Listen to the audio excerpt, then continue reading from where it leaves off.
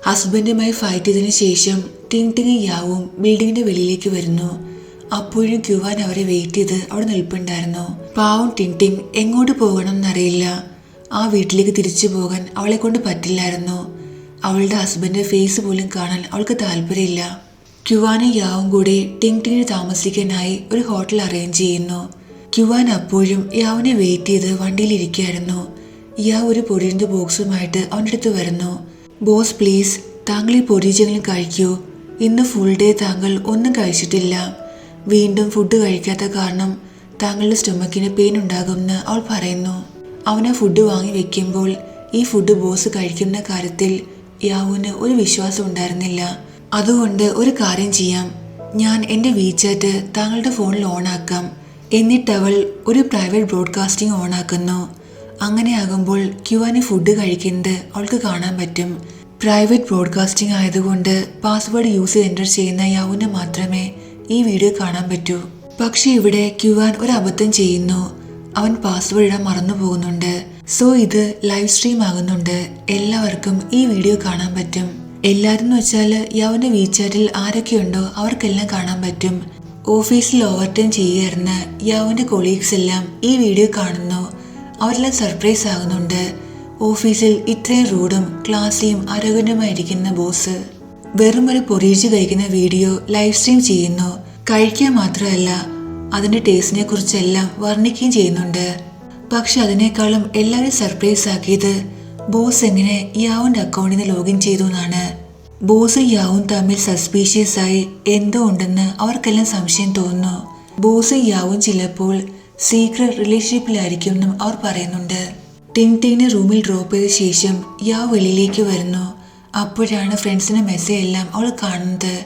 ഈ കാര്യം അങ്ങനെയാണ് അവൾ അറിയുന്നത്. തനിക്ക് അബദ്ധം പറ്റിയെന്ന കാര്യം ക്യുവാനും കുറച്ച് ലേറ്റായിട്ടാണെങ്കിൽ തിരിച്ചറിയുന്നുണ്ട്. പക്ഷെ അപ്പോഴേക്കും ഒരു കാര്യമില്ല, കാണാനുള്ള ആളുകളെല്ലാം ആ വീഡിയോ കണ്ടിട്ടുണ്ടായിരുന്നു. യാവ് ഓടി ക്യുവാന്റെ അടുത്തേക്ക് വരുന്നു. അവൾ വണ്ടിയിൽ കയറി നോക്കുമ്പോൾ ക്യുവാൻ ഓൾറെഡി ഉറങ്ങിയിട്ടുണ്ടായിരുന്നു. അവൾ അവനെ ഡിസ്റ്റർബ് ചെയ്യുന്നില്ല. ആ വീഡിയോ അവൾ കാണുന്നുണ്ട്.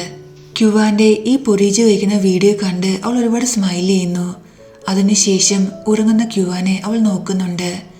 എൻ്റെ ബോസിന് ഇത്രയും ചാമിങ് പേഴ്സണാലിറ്റി മാത്രമല്ല, ഒരുപാട് ഹാൻഡ്സം ആണെന്നും പറഞ്ഞ് അവൾ അവൻ്റെ മൂക്കിൽ ടച്ച് ചെയ്യുന്നുണ്ട്. അപ്പോഴേക്കും ക്യുവാൻ ഉണരുന്നു. താൻ പറഞ്ഞൊന്നും ക്യുവാൻ കേട്ടില്ലെന്നറിയുമ്പോൾ അവൾക്ക് സമാധാനമാകുന്നുണ്ട്. ആക്ച്വലി യാവ് ഒന്നും കഴിച്ചില്ലെന്നോർത്ത് ക്യുവാനും വറീഡായിരുന്നു. അവൾക്ക് വേണ്ടി അവൻ ബ്രെഡ് വാങ്ങി വെക്കുന്നുണ്ട്. പക്ഷേ ക്യുവാൻ യാവിനോട് കള്ളം പറയുന്നു. ഇതുവഴി ഒരു സെല്ലർ പോയപ്പോൾ എനിക്ക് അയാളെ കണ്ട് കഷ്ടം തോന്നി, ഞാൻ അതുകൊണ്ടാണ് ഈ ബ്രെഡ് വാങ്ങിയെന്ന് അവൻ പറയുന്നുണ്ട്.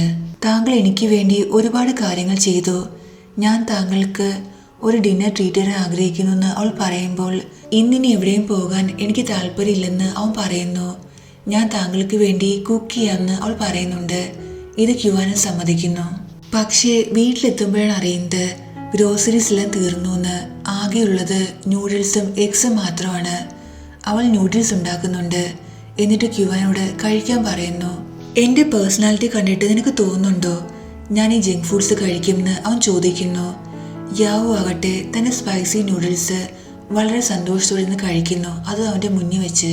ഒബിയസ്ലി ഈ നൂഡിൽസിന് സ്മെല്ലടിക്കുമ്പോൾ ക്യുവാനാകട്ടെ സഹിക്കാൻ പറ്റുന്നില്ല. അവൻ നല്ല വിശപ്പും ഉണ്ടായിരുന്നു. ആർക്കാണ് സഹിക്കാൻ പറ്റുന്നത്?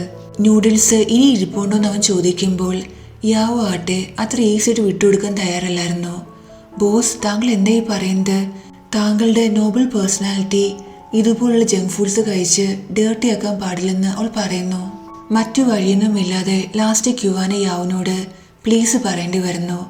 പ്ലീസ് എനിക്കും കൂടി വേണ്ടി ഒരു പാക്കറ്റ് ഉണ്ടാക്കാൻ പറയുന്നു.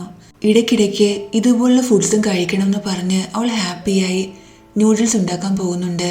നെക്സ്റ്റ് മോർണിംഗിൽ യാവ് ക്യുവാന്റെ കൂടെ ഓഫീസിലേക്ക് വരികയാണ്. ഇന്നലത്തെ ആ വീഡിയോ ഇഷ്യൂ കാരണം അവരെ കൊളീഗ്സ് ഒരുമിച്ച് കാണുകയാണെങ്കിൽ ഗോസിപ്പ് ഉണ്ടാക്കുന്ന യാവിന് പേടിയുണ്ടായിരുന്നു. തൻ്റെ ഇമേജിനെ കുറിച്ച് ആലോചിച്ച് അവൾ വറീഡായിരുന്നു.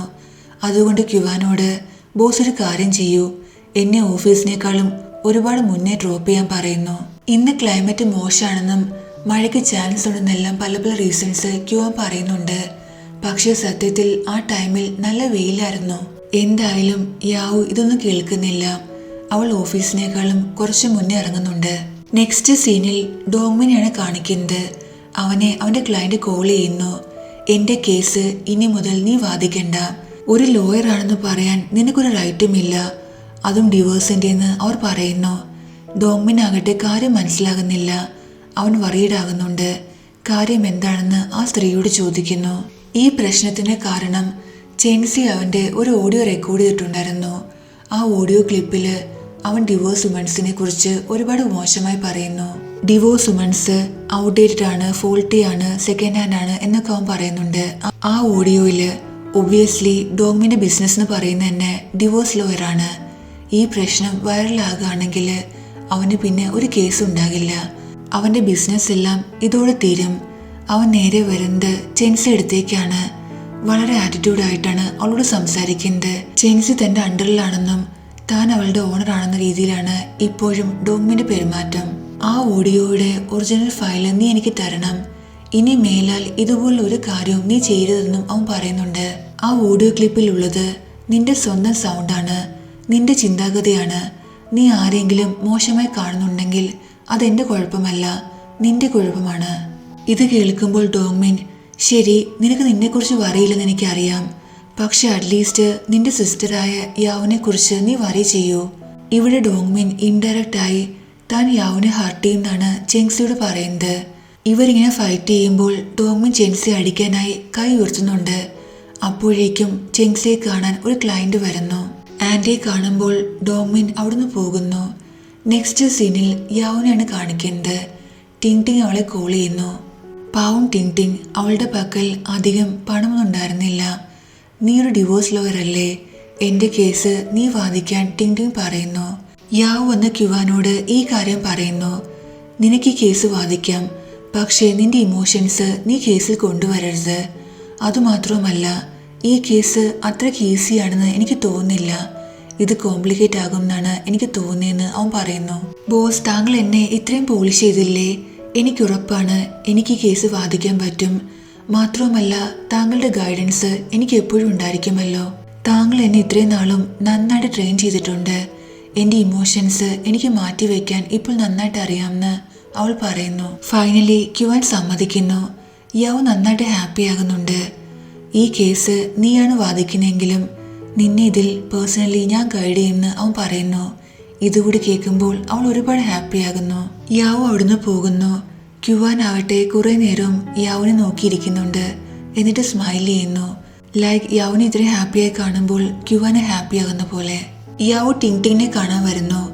ടിങ് ടിങ്ങിന്റെ ആവശ്യം എന്ന് പറയുന്നത് അവളും അവളുടെ ഹസ്ബൻഡും കൂടി ഒരുമിച്ച് വാങ്ങിയ ആ വീട് തന്റെ മക്കൾക്ക് വേണ്ടി തിരിച്ചു കിട്ടണം എന്നാണ്. നീ പേടിക്കേണ്ട, നിന്റെ ഈ മക്കൾ നല്ലൊരു വീട്ടിലായിരിക്കും വളരുന്നതെന്ന് യാവു ഉറപ്പ് കൊടുക്കുന്നുണ്ട്. യാവു ബേബീസിനോട്, നിങ്ങൾ എപ്പോഴും നിങ്ങളുടെ മദറിനെ സപ്പോർട്ട് ചെയ്യണം. ഇപ്പോൾ നിങ്ങളുടെ മദർ നിങ്ങൾക്ക് വേണ്ടിയാണ് ഫൈറ്റ് ചെയ്യുന്നതെന്ന് അവൾ പറയുന്നു. നെക്സ്റ്റ് സീനിൽ ക്യുവാന്റെ മദർ ഓഫീസിലേക്ക് വരുന്നു. എന്നിട്ട് യാവുനെ കൂട്ടി സൈഡിലേക്ക് മാറ്റി നിർത്തി സംസാരിക്കുന്നുണ്ട്. ലാസ്റ്റ് മിഷനിൽ നീ ഫെയിലായി. അന്ന് നീ എനിക്ക് ഒരു ഡീറ്റെയിൽസും തന്നില്ല. നീ അവന്റെ കൂടെയല്ലേ താമസിക്കുന്നത്. ഈ കൂട്ടത്തിൽ ഏത് ഗേളായിരിക്കും എന്റെ മകന്റെ കൂടെ ബ്ലൈൻഡ് ഡേറ്റിന് പോകാൻ ഏറ്റവും സ്യൂട്ടബിൾ എന്ന് മദർ ചോദിക്കുന്നു. സംസാരിക്കുന്നതിനിടയിൽ യാവുന്റെ കയ്യിൽ നിന്ന് എന്തെങ്കിലും ഇൻഫോർമേഷൻസ് കിട്ടുമെന്നാണ് മദർ ശ്രമിക്കുന്നത്. എനിക്കറിയാം എൻ്റെ മകൻ റിച്ച് ആണ്, സക്സസ്ഫുൾ ആണ്, ഹാൻഡ്സം ആണ്, അവൻ്റെ IQ ലെവലും ഷാർപ്പാണ്. പക്ഷേ EQ ലെവല് വളരെ മോശമാണ്. റൊമാൻസിനെ കുറിച്ച് അവനൊന്നും അറിയില്ല. ഒരു ഗേളിനെ എങ്ങനെ ഹാപ്പിയായി കീപ്പ് ചെയ്യണമെന്ന് അവൻ അറിയില്ലെന്നും മദർ പറയുന്നു. അങ്ങനെയൊന്നുമില്ല, ബോസ് വളരെ നല്ലൊരു പേഴ്സണാണ്. അദ്ദേഹത്തിൻ്റെ പേഴ്സണാലിറ്റി ചാമിങ് മാത്രമല്ല, അദ്ദേഹത്തിൻ്റെ ഹാർട്ട് വളരെ കൈൻഡും സ്വീറ്റുമാണെന്നും യാവ് പറയുന്നു. മദർ ഇത് കേട്ട് ഒരുപാട് ഹാപ്പി ആകുന്നുണ്ട്. Beauty is in the I of the beholder എന്ന് മദർ പറയുന്നു. സത്യത്തിൽ മദർ ഇവിടെ ശ്രമിച്ചത് ക്യുവാനിൽ യാവു ഇൻട്രസ്റ്റഡ് ആണെന്ന് അവളുടെ വായിന്ന് കേൾക്കാൻ വേണ്ടിയായിരുന്നു. പക്ഷെ യാവു നോ പറയുന്നു. മദർ ഉദ്ദേശിക്കുന്ന പോലെ ഒന്നുമില്ല. ഞാൻ എങ്ങനെ അദ്ദേഹത്തിൽ ഇൻട്രസ്റ്റഡ് ആകാനാണ്? അദ്ദേഹം എൻ്റെ ബോസാണ്, ഞാൻ വെറുമൊരു സബോർഡിനേറ്റ് മാത്രമാണ്. മദറിനെ എങ്ങനെയെങ്കിലും വിശ്വസിപ്പിക്കാൻ വേണ്ടി യാവു ഇവിടെ നേരത്തെ ക്യുവാനെ കുറിച്ച് നല്ല കാര്യങ്ങൾ പറഞ്ഞെല്ലാം തിരുത്തി പറയുന്നു. അവനെക്കുറിച്ച് മോശമായി പറയുന്നുണ്ട്. ബോസ് ഒരു റൂഡ് പേഴ്സണാണ്, ദേഷ്യം വരുമ്പോൾ എന്തൊക്കെയാണ് പറയുന്നതെന്ന് അദ്ദേഹത്തിന് പോലും അറിയില്ല. ഒരുപാട് മോശമായി സംസാരിക്കും. അതുപോലൊരു പേഴ്സണിൽ ഞാൻ എന്നെ ഇൻട്രസ്റ്റഡ് ആകാനാണ്. യാവു ക്യുവാനെ poisonous, indifferent and toxic person എന്ന് പറയുന്നു. തനിക്ക് ക്യുവാനിൽ ഒരു ഇൻട്രസ്റ്റും ഇല്ലെന്ന് മദറിനെ പ്രൂവ് ചെയ്യാൻ വേണ്ടിയായിരുന്നു യാവു ഈ കാര്യങ്ങളെല്ലാം പറയുന്നത്. കറക്റ്റ് സമയത്ത് ക്യുവാൻ അവിടേക്ക് വരുന്നു. ഈ പകുതി കാര്യങ്ങൾ മാത്രമാണ് അവൻ കേൾക്കുന്നത്. ഇത് കണ്ട് മദർ അവിടുന്ന് പോയിട്ടുണ്ടായിരുന്നു. നെക്സ്റ്റ് സീനിൽ യാവു ക്യുവാന്റെ ഓഫീസിൽ നിൽക്കുകയാണ്. അവൻ അവളോട് എക്സ്പ്ലനേഷൻ ചോദിക്കുന്നു ഇങ്ങനെ പറഞ്ഞതിൽ. യാവു തന്നെ കുറിച്ച് ഇങ്ങനെ പറഞ്ഞതിൽ അവൻ ഒരുപാട് സാഡായിരുന്നു. അവൾക്ക് എക്സ്പ്ലെയിൻ ചെയ്യാൻ അവൻ അവസരം കൊടുക്കുന്നുണ്ട്. പക്ഷെ യാവുവിന് പ്രോപ്പറായിട്ട് തന്നെ ഡിഫെൻഡ് ചെയ്യാൻ പറ്റുന്നില്ല. അവസാനം ക്യുവാന് ഒരുപാട് ദേഷ്യം വരുന്നു.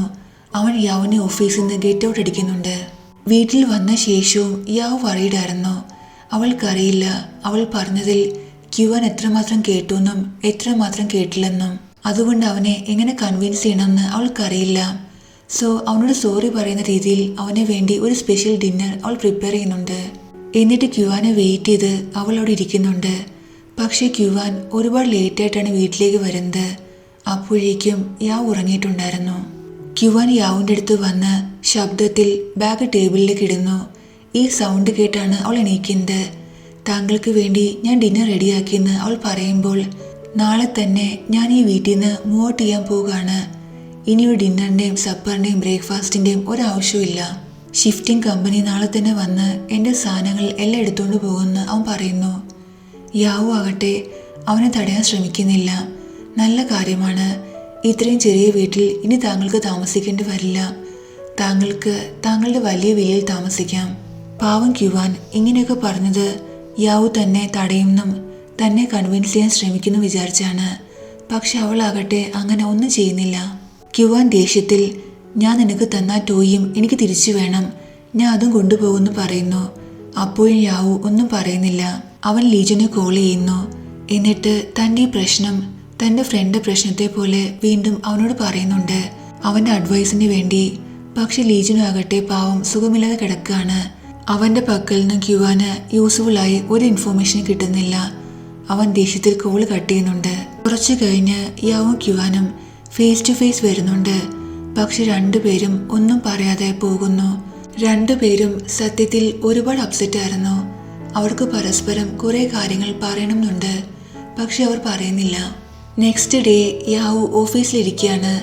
എല്ലാവരും പോയിട്ടും അവൾ പോയിട്ടുണ്ടായിരുന്നില്ല. അവൾ ഒരുപാട് അപ്സെറ്റ് ആയിരുന്നു. ക്യുവാൻ തൻ്റെ സാധനങ്ങളെല്ലാം കൊണ്ട് പോയ ശേഷം മാത്രമേ താൻ വീട്ടിലേക്ക് പോകുന്നുള്ളൂ എന്നാണ് അവൾ മനസ്സിൽ വിചാരിക്കുന്നത്. സോ അതിനു വേണ്ടിയാണ് അവൾ വെയിറ്റ് ചെയ്യുന്നത്. ഇവിടെ ക്യുവാനാകട്ടെ യാവ് വരുന്ന വെയിറ്റ് ചെയ്തിരിക്കുകയാണ്. അവൾ വന്ന് തന്നെ തടയുമെന്നാണ് അവൻ പ്രതീക്ഷിക്കുന്നത്. അവൾക്ക് വേണ്ടി അവൻ ഒരുപാട് നേരം വെയിറ്റ് ചെയ്യുന്നു. യാവുവിനെ കാണാതെ അവിടുന്ന് പോകാൻ അവന് മനസ്സുണ്ടായിരുന്നില്ല.